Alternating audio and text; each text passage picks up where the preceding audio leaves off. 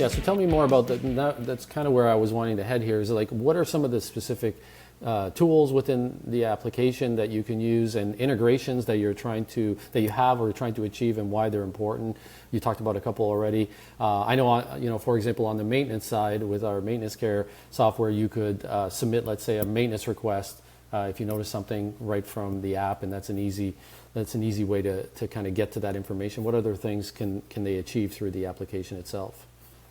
So they have access to companies like Surge Learning. They can have that on their phone. They can log into it. They can access the link for the login page immediately. Same with Orca Education.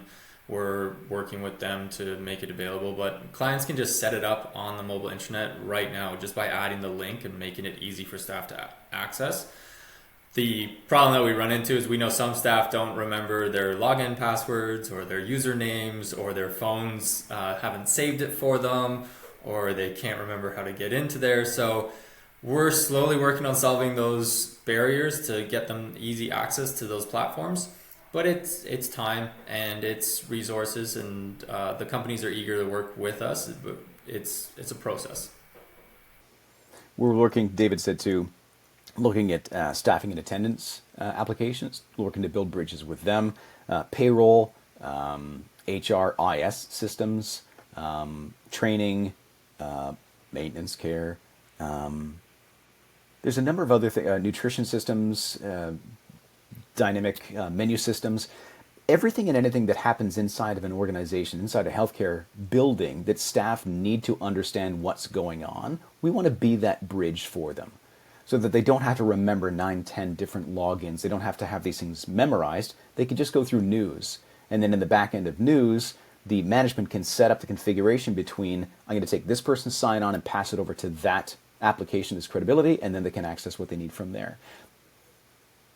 Way easier said than done, obviously. The multi-factor authentication protocols, the challenges with security issues and everything, we're working through all those things, slowly but surely working through them. But the ideal state is niuz becomes the first and only place that staff need to go in order to know what to do for the day or what's going to impact their shift. I was going to say one of the things that when we, because I was part of some conversation initially when you were conceptualizing some of this application, and there was a talk about surveys within the process. Is that something that you're still working on? How's that looking in it? No, surveys are available. We have many clients that are using them. You can have as many surveys as you want. You can open surveys for certain dates and times, close them, reopen them later on. You can publish them at certain dates and times. So surveys are a great tool. We have a lot of clients that are using them. You can set dates and times for them to get published out. You can open and close them. You can control who sees them. So if you have surveys for certain staff type or management, you can make sure that only those individuals are accessing the survey and using it correctly. And then we also have suggestion boxes. So some clients are keen to get very unfiltered feedback, so they use the anonymous option. Some want to know who said what, so they don't get as unfiltered. But there's lots of tools within the platform that the clients are finding, utilizing, experimenting with. We get emails with questions on, okay, can I use it for this? Could I try this?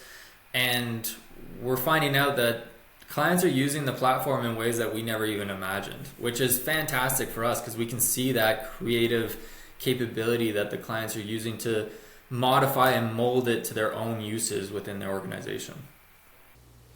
And so are you, who's the primary person at the location that typically takes ownership on interacting with content and building content and building those surveys? Is it HR? Is it the director of care? Like who is the person that typically takes ownership? So it's really interesting. It depends on the client. It depends on the size of their organization. It depends on the culture that already exists.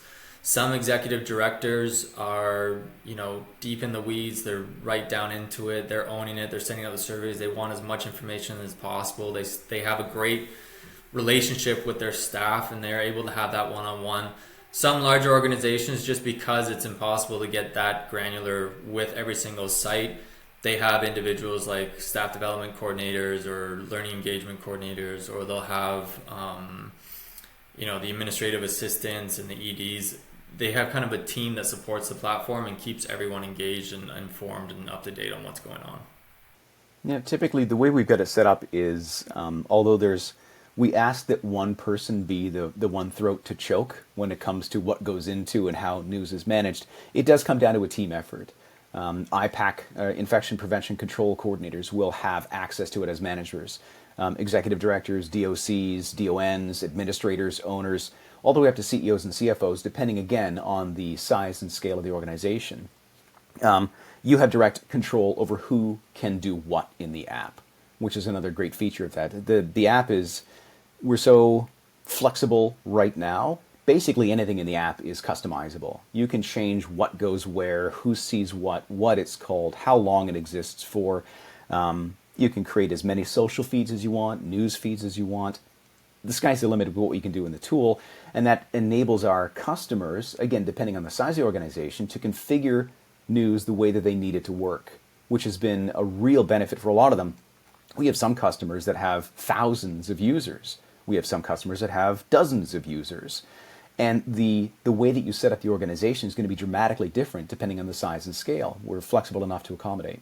I wanted to go back to integrations really quick.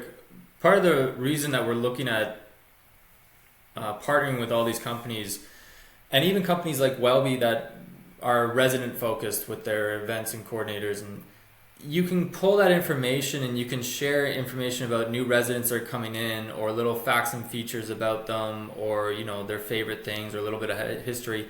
And staff can see that when they come in. They're aware that there's a new resident, they know where they are, they can engage with them immediately with something that they know about is relevant to that resident. And it just makes that resident experience a little bit better each and every day. I could definitely see that. And what's the typical onboarding process and timeline for if somebody says, I want to get started?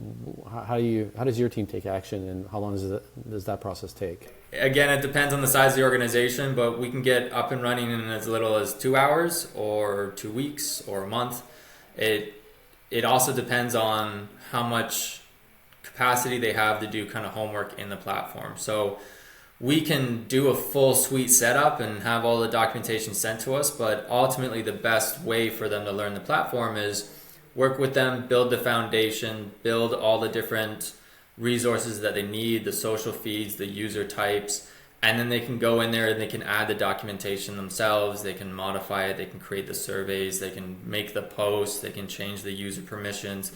And as they get really familiar with the system, because it is very user-friendly and it's kind of intuitive in a lot of ways, they just start running with it. And I have onboarding meetings that get canceled because they're like, oh, we're good, we don't have any questions.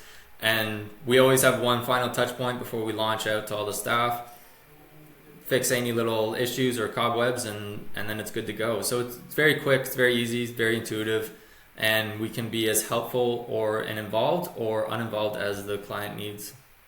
We built this system, Dan, so that if you can use Facebook or Instagram, you can use news. It really is literally that simple to do. Adding users, David said that we'll bulk upload all users for our customers right off the bat.